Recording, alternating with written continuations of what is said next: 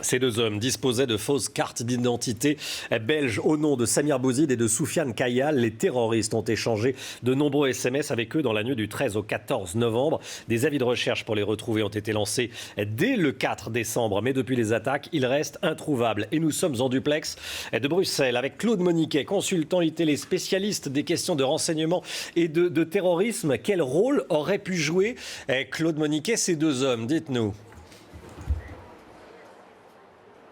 Alors, il y a ce qu'on sait et ce qu'on peut supposer. Ce qu'on sait de manière certaine, c'est que ces deux hommes sont contrôlés par la police autrichienne au début septembre dans une Mercedes conduite par Salah Abdeslam. Ils viennent de Budapest où Abdeslam manifestement a été les récupérer. C'est le premier épisode. Deuxième épisode, leurs papiers d'identité, qui sont de faux papiers d'identité belges, vont être utilisés dans les jours qui précèdent et qui suivent l'attentat, d'abord pour louer une planque à 60 km de Bruxelles, et ensuite pour envoyer, la veille de l'assaut de Saint-Denis, 750 € à Asna Boulaytet Arsène, la cousine d'Abaoud. Ça, c'est ce qui est certain.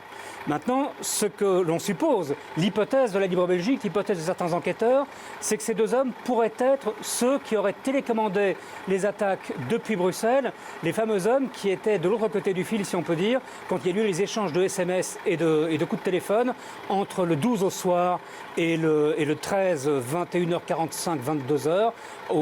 Les téléphones seront coupés juste après le début de l'attaque au Bataclan. Mais là, on est clairement dans le domaine de l'hypothèse.